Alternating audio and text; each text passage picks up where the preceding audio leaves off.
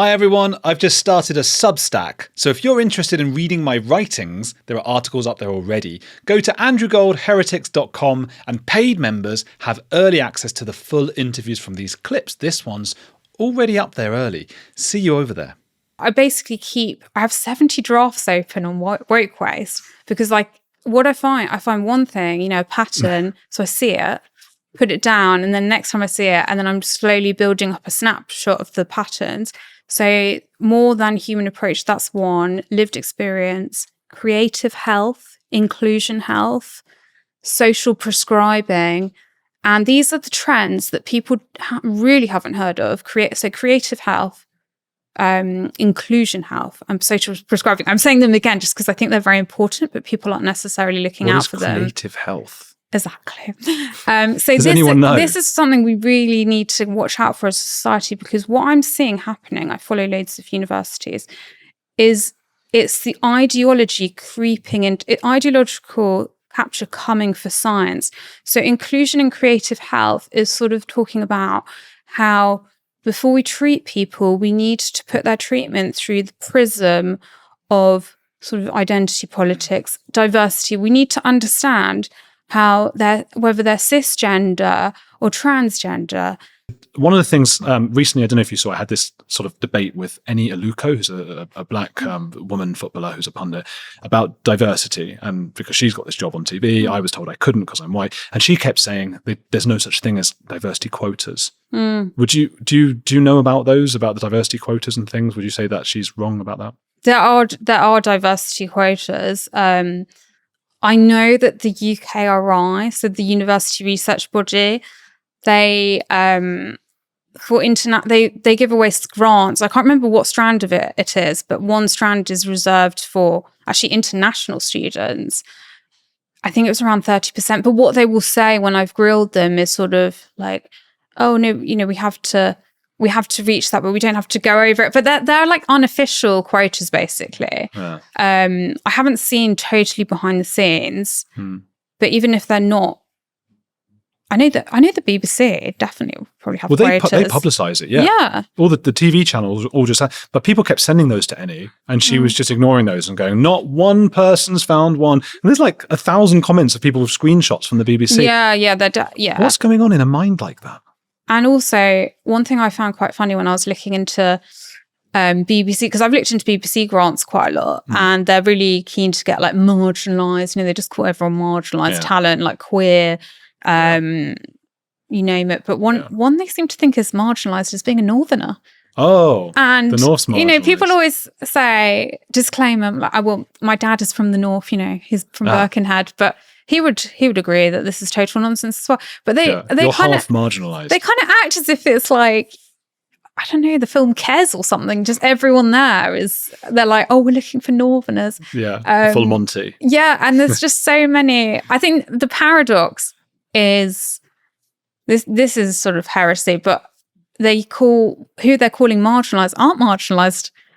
If you look at every single publicly funded opportunity and therefore global majority queer people and basically the immutable characteristics that we know they're after, then at what point does that remain marginalised and underrepresented? Well, yeah, someone who's down from a council estate in the North or the South or wherever it might be, who's had a really tough upbringing and maybe lost their parents when they were young, and all sorts of horrible things might have happened to them as children. They're probably not right now doing queer theory about spending a night with a man who acts like a pig in a barn. Yeah. That's a luxury belief. I'm not saying it's a luxury we should all aspire to.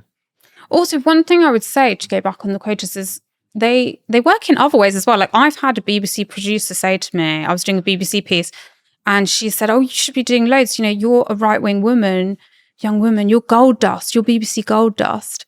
I've had people ring me because they want me to do a show or a panel, and one of them was like, when I couldn't do it, he just said, oh, do you know any other like right-wing women, young women? Because at that point I was a bit younger, and so we're even more gold dust. So they do it to everyone in a way. You need to take advantage. Well, I suppose you are. Yeah, wow. But it's not very nice to actually be thought of as like, I'll swap you in, one out. Because I recommended someone to replace me, that sort of thing, because I know what box I am. And they've definitely got, actually, I did do BBC like for BBC Politics, they got a group of women to come and talk on the panel. And that was specifically because they're trying to get more women to do it. So they ran this sort of like, sounds a bit lame, but they ran this like rehearsal training to do political TV. You get paid and everything. So there are like, I've seen firsthand demonstrable efforts to reach quotas. And you just want to be there for the quality of your work, presumably.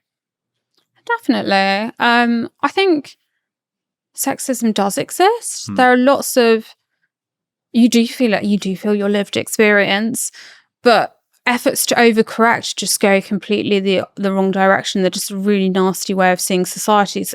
We just become a series of jigsaw bits, sort of, I don't like this color here and let's move that around and there's too many.